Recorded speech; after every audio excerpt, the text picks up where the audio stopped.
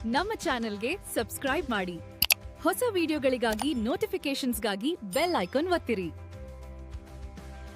ನಮಸ್ಕಾರ ಸ್ನೇಹಿತರೆ, ಅದೃಷ್ಟ ಸೂತ್ರಕ್ಕೆ ನಿಮ್ಮೆಲ್ಲರಿಗೂ ಆತ್ಮೀಯ ಸ್ವಾಗತ.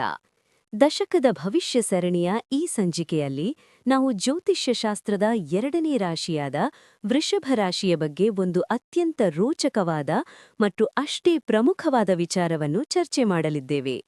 ಅದುವೇ 2026ರಿಂದ 2030ರವರೆಗಿನ, ಅಂದರೆ ಮುಂಬರುವ 5 ವರ್ಷಗಳ ಕಾಲ ವೃಷಭ ರಾಶಿಯವರ ಜೀವನದಲ್ಲಿ ನಡೆಯಲಿರುವ ಗ್ರಹಗಳ ಮಹಾಬದಲಾವಣೆ ಮತ್ತು ಅದರ ಸಂಪೂರ್ಣ ಭವಿಷ್ಯ. ಈ ವಿಡಿಯೋವನ್ನು ನೀವು ಸ್ವಲ್ಪವೂ ಸ್ಕಿಪ್ ಮಾಡದೆ ಕೊನೆಯವರೆಗೂ ಅತ್ಯಂತ ಗಮನವಿಟ್ಟು ಕೇಳಲೇಬೇಕು, ಏಕೆಂದರೆ ಈ 5 ವರ್ಷಗಳು ನಿಮ್ಮ ಜೀವನದಲ್ಲಿ ನೀವು ಇದುವರೆಗೂ ಕಾಣದಂತಹ ಅಚ್ಚರಿಗಳನ್ನು ಮತ್ತು ಕೆಲವು ಎಚ್ಚರಿಕೆಗಳನ್ನು ಹೊತ್ತು ತರುತ್ತಿವೆ. ವೃಷಭ ರಾಶಿಯವರೇ, ನೀವು ಪೃಥ್ವಿ ತತ್ವದ ರಾಶಿಗೆ ಸೇರಿದವರು. ನಿಮ್ಮ ರಾಶ್ಯಾಧಿಪತಿ ಸಾಕ್ಷಾತ್ ಸೌಂದರ್ಯ ಮತ್ತು ಐಶ್ವರ್ಯದ ಕಾರಕನಾದ ಶುಕ್ರಗ್ರಹ. ನಿಮ್ಮಲ್ಲಿ ಭೂಮಿ ತಾಯಿಗಿರುವಂತಹ ಅಪಾರವಾದ ತಾಳ್ಮೆಯಿದೆ. ನೀವು ಯಾವುದೇ ಕೆಲಸವನ್ನು ಬಹಳ ಯೋಚಿಸಿ ಅಳೆದು ತೂಗಿ ನಿರ್ಧಾರ ಮಾಡುತ್ತೀರಿ. ನಿಮಗೆ ಜೀವನದಲ್ಲಿ ಸ್ಥಿರತೆ, ಅಂದರೆ ಸ್ಟೆಬಿಲಿಟಿ ಬಹಳ ಮುಖ್ಯ. ಒಮ್ಮೆ ನೀವು ಒಂದು ಗುರಿಯನ್ನು ನಿಶ್ಚಯಿಸಿದರೆ ಎಷ್ಟೇ ಕಷ್ಟ ಬಂದರೂ ಅದರಿಂದ ಹಿಂದೆ ಸರಿಯುವ ಜಾಯಮಾನ ನಿಮ್ಮದಲ್ಲ. ನಿಮಗೆ ಬೇಗನೆ ಕೋಪ ಬರುವುದಿಲ್ಲ, ಆದರೆ ಒಮ್ಮೆ ಕೋಪ ಬಂದರೆ ಅದನ್ನು ಶಮನ ಮಾಡುವುದು ಯಾರಿಗೂ ಸಾಧ್ಯವಿಲ್ಲ, ಹೌದಲ್ವಾ? ಈಗ ಈ ಮುಂದಿನ 5 ವರ್ಷಗಳಲ್ಲಿ ನವಗ್ರಹಗಳ ರಾಜಯೋಗಗಳು ಮತ್ತು ಗೋಚಾರಗಳು ನಿಮ್ಮ ವೃತ್ತಿ, ಹಣಕಾಸು, ಮದುವೆ ಹಾಗೂ ಆರೋಗ್ಯದ ಮೇಲೆ ಎಂತಹ ಅದ್ಭುತ ಪ್ರಭಾವ ಬೀರಲಿದೆ ಎಂಬುದನ್ನು ಅತ್ಯಂತ ಸರಳವಾಗಿ ಒಂದೊಂದಾಗಿ ಅರ್ಥಮಾಡಿಕೊಳ್ಳೋಣ.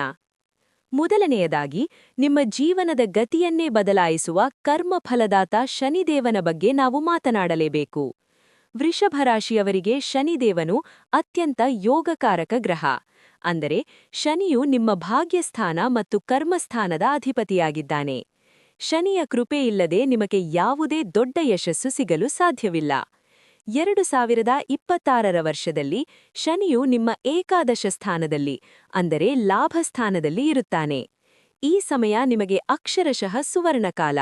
ನೀವು ಹಿಂದೆ ಮಾಡಿದ ಕಠಿಣ ಶ್ರಮಕ್ಕೆ ಬಡ್ಡಿ ಸಮೇತ ಪ್ರತಿಫಲ ಸಿಗುವ ಸಮಯವಿದು.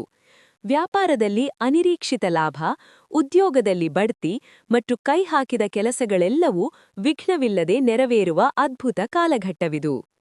ಆದರೆ ದಯವಿಟ್ಟು ಗಮನವಿಟ್ಟು ಕೇಳಿ, 2027ರ ಜೂನ್ ತಿಂಗಳಿನಲ್ಲಿ ಶನಿದೇವನು ತನ್ನ ರಾಶಿಯನ್ನು ಬದಲಾಯಿಸಿ ನಿಮ್ಮ ವ್ಯಯಸ್ಥಾನಕ್ಕೆ, ಅಂದರೆ 12ನೇ ಮನೆಗೆ ಪ್ರವೇಶ ಮಾಡುತ್ತಾನೆ. ಸ್ನೇಹಿತರೆ, ಇಲ್ಲಿಂದ ವೃಷಭ ರಾಶಿಯವರಿಗೆ ಶನಿಯ ಸಾಡೇಸಾತಿಯ ಮೊದಲನೇ ಹಂತ ಶುರುವಾಗುತ್ತದೆ.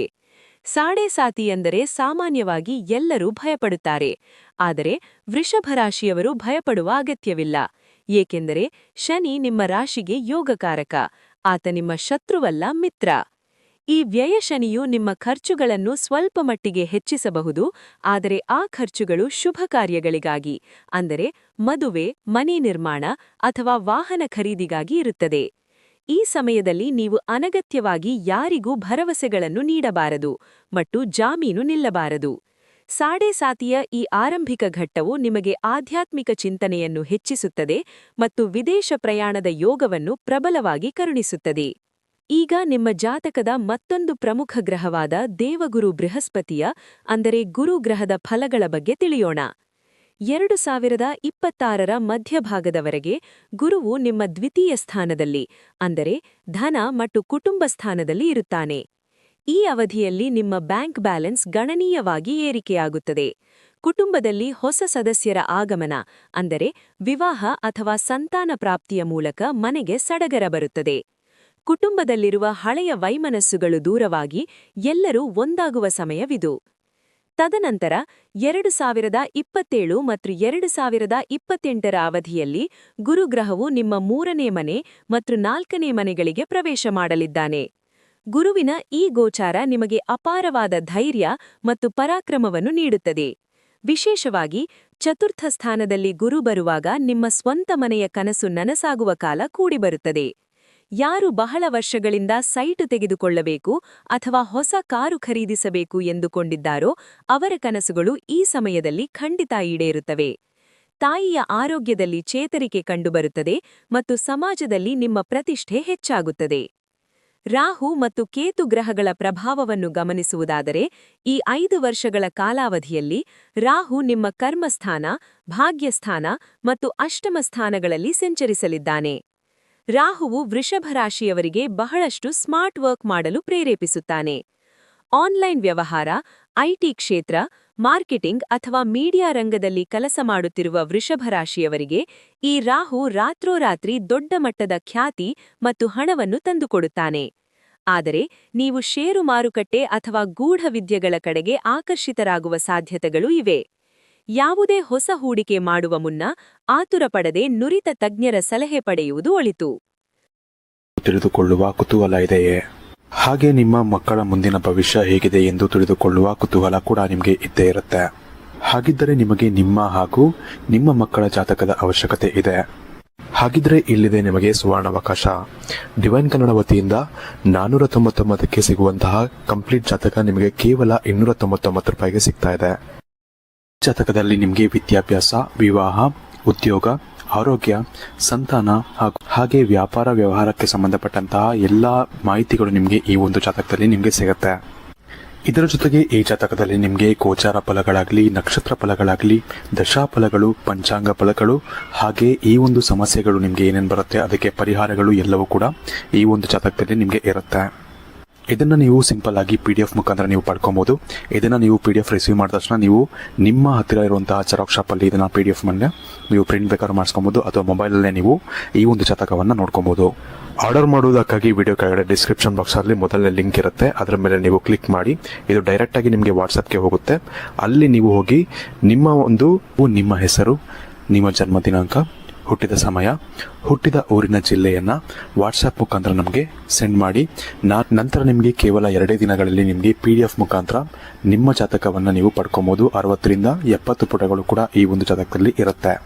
ಇದ್ರೆ ಮಿಸ್ ಮಾಡದೆ ಆರ್ಡರ್ ಮಾಡಿ. ಹಾಗೆ ನಿಮ್ಮ ಭವಿಷ್ಯದಲ್ಲಿ ನಡೆಯುವಂತಹ ಎಲ್ಲ ವಿಷಯಗಳನ್ನ ಮುಂಚೆನೆ ನೀವು ತಿಳಿದುಕೊಳ್ಳಿ. ವೃತ್ತಿ ಮತ್ತು ಹಣಕಾಸಿನ ವಿಚಾರದಲ್ಲಿ ಈ ದಶಕದ ದ್ವಿತೀಯಾರ್ಧ ಅಂದರೆ 2028ರ ನಂತರದ ಸಮಯವು ನಿಮಗೆ ಆರ್ಥಿಕವಾಗಿ ಅತಿ ದೊಡ್ಡ ಭದ್ರತೆಯನ್ನು ಒದಗಿಸುತ್ತದೆ.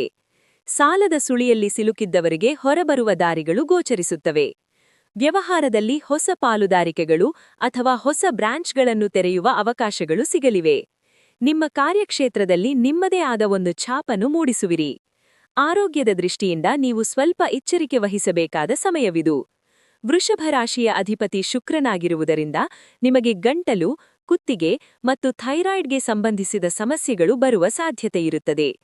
2027ರ ನಂತರ ಸಾಡೇಸಾತಿ ಶುರುವಾಗುವುದರಿಂದ ಮಾನಸಿಕ ಒತ್ತಡ, ನಿದ್ರಾಹೀನತೆ ಮತ್ತು ಕಣ್ಣಿನ ಸಮಸ್ಯೆಗಳು ಕಾಡಬಹುದು.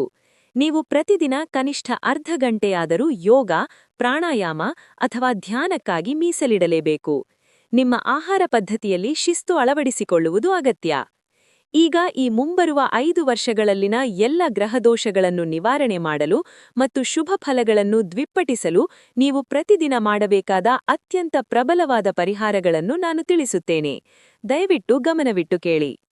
ಮೊದಲನೇ ಪರಿಹಾರ, ವೃಷಭ ರಾಶಿಯ ಅಧಿಪತಿ ಶುಕ್ರ ಮತ್ತು ಶುಕ್ರನ ಅಧಿದೇವತೆ ಸಾಕ್ಷಾತ್ ಮಹಾಲಕ್ಷ್ಮಿ. ಆದ್ದರಿಂದ ನೀವು ಪ್ರತಿ ಶುಕ್ರವಾರದ ದಿನ ಮನೆಯಲ್ಲಿ ತಪ್ಪದೆ ಲಕ್ಷ್ಮೀ ಪೂಜೆ ಮಾಡಬೇಕು. ಓಂ ಶ್ರೀಂ ಹ್ರೀಂ ಶ್ರೀಂ ಕಮಲೇ ಕಮಲಾಲಯೇ ಪ್ರಸೀದ ಪ್ರಸೀದ, ಓಂ ಶ್ರೀಂ ಹ್ರೀಂ ಶ್ರೀಂ ಓಂ ಮಹಾಲಕ್ಷ್ಮಿಯೇ ನಮಃ ಎಂಬ ಮಂತ್ರವನ್ನು ಪಠಿಸುವುದರಿಂದ ನಿಮ್ಮ ಮನೆಯಲ್ಲಿ ಸದಾಕಾಲ ಹಣದ ಹರಿವಿರುತ್ತದೆ ಮತ್ತು ದರಿದ್ರ ದೂರವಾಗುತ್ತದೆ. ಎರಡನೇ ಪರಿಹಾರ, ನಿಮ್ಮ ರಾಶಿಗೆ ಅತಿ ಹೆಚ್ಚು ಅದೃಷ್ಟ ತರುವ ದಾನ ಎಂದರೆ ಅದು ಗೋಮಾತೆಯ ಸೇವೆ. ಪ್ರತಿ ಶುಕ್ರವಾರ ಅಥವಾ ಬುಧವಾರದ ದಿನ ಹಸುವಿಗೆ ಹಸಿರು ಹುಲ್ಲು, ಪಾಲಕ್ ಸೊಪ್ಪು ಅಥವಾ ಸ್ವಲ್ಪ ಬೆಲ್ಲವನ್ನು ನಿಮ್ಮ ಕೈಯಾರೆ ತಿನ್ನಿಸಿ. ಗೋಮಾತೆಯ ಆಶೀರ್ವಾದದಿಂದ ನಿಮ್ಮ ಜೀವನದಲ್ಲಿ ಬರುವ ಎಂತಹ ಕಷ್ಟಗಳಾದರೂ ಕ್ಷಣ ಮಾತ್ರದಲ್ಲಿ ಕರಗಿ ಹೋಗುತ್ತವೆ.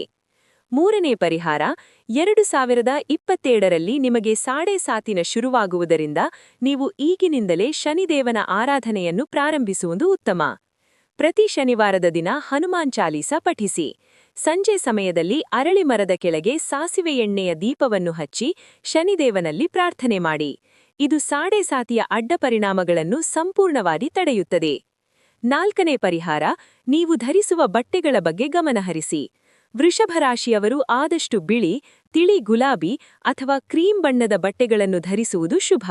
ಇದು ನಿಮ್ಮ ಶುಕ್ರ ಗ್ರಹವನ್ನು ಬಲಪಡಿಸುತ್ತದೆ. ಅಪ್ಪಿತಪ್ಪಿಯೂ ಹರಿದ ಬಟ್ಟೆಗಳನ್ನು ಅಥವಾ ತುಂಬ ಹಳೆಯದಾದ ಬಟ್ಟೆಗಳನ್ನು ಧರಿಸಬೇಡಿ. ಇದು ನಕಾರಾತ್ಮಕ ಶಕ್ತಿಯನ್ನು ಆಕರ್ಷಿಸುತ್ತದೆ. 5ನೇ ಪರಿಹಾರ, ನಿಮ್ಮ ಕುಲದೇವತೆಯ ಆರಾಧನೆಯನ್ನು ಮರೆಯಬೇಡಿ.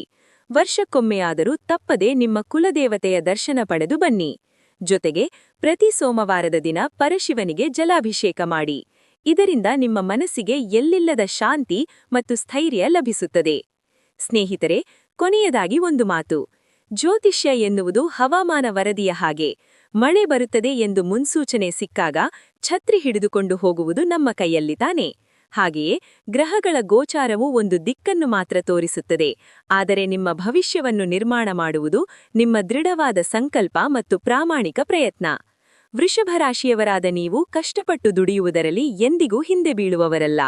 ಮುಂಬರುವ ಈ 5 ವರ್ಷಗಳ ಕಾಲಾವಧಿ ನಿಮ್ಮ ಜೀವನದ ಸುವರ್ಣ ಅಧ್ಯಾಯವಾಗಲಿ. ನೀವು ಅಂದುಕೊಂಡ ಎಲ್ಲ ಕಾರ್ಯಗಳು ನಿರ್ವಿಘ್ನವಾಗಿ ನೆರವೇರಲಿ ಎಂದು ಆ ಭಗವಂತನಲ್ಲಿ ಪ್ರಾರ್ಥಿಸುತ್ತೇನೆ. ನಿಮಗೆ ಈ ವಿಡಿಯೋದಲ್ಲಿ ನೀಡಿದ ಮಾಹಿತಿ ಇಷ್ಟವಾಗಿದ್ದರೆ ದಯವಿಟ್ಟು ಈ ವಿಡಿಯೋವನ್ನು ಲೈಕ್ ಮಾಡಿ. ವೃಷಭ ರಾಶಿಯವರಾಗಿರುವ ನಿಮ್ಮ ಪ್ರತಿಯೊಬ್ಬ ಸ್ನೇಹಿತರು ಮತ್ತು ಬಂಧು ಮಿತ್ರರ ಜೊತೆಗೂ ಈ ವಿಡಿಯೋವನ್ನು ಶೇರ್ ಮಾಡಿ. ಕಮೆಂಟ್ ಬಾಕ್ಸ್ನಲ್ಲಿ ಓಂ ನಮಃ ಶಿವಾಯ ಅಥವಾ ಜೈ ಮಹಾಲಕ್ಷ್ಮಿ ಎಂದು ಬರೆಯುವುದನ್ನು ಮರೆಯಬೇಡಿ. ಮತ್ತು ನೀವು ನಮ್ಮ ಚಾನೆಲ್ಗೆ ಹೊಸಬರಾಗಿದ್ದರೆ ಈಗಲೇ ಅದೃಷ್ಟ ಸೂತ್ರ ಚಾನೆಲ್ ಅನ್ನು ಸಬ್ಸ್ಕ್ರೈಬ್ ಮಾಡಿಕೊಂಡು ಪಕ್ಕದಲ್ಲಿರುವ ಬೆಲ್ ಐಕಾನ್ ಒತ್ತಿ ಆಲ್ ಎಂದು ಸೆಲೆಕ್ಟ್ ಮಾಡಿ. ಮುಂದಿನ ವಿಡಿಯೋದಲ್ಲಿ ಮಿಥುನ ರಾಶಿಯವರ ದಶಕದ ಭವಿಷ್ಯವನ್ನು ಹೊತ್ತು ನಿಮ್ಮ ಮುಂದೆ ಬರುತ್ತೇನೆ. ಅಲ್ಲಿಯವರೆಗೂ ನಗುನಗುತ್ತಾ ಇರಿ, ಆರೋಗ್ಯವಾಗಿರಿ. ಸರ್ವೇ ಜನಾಃ ಸುಖಿನೋ ಭವಂತು. ಹರ ಹರ ಮಹಾದೇವ್.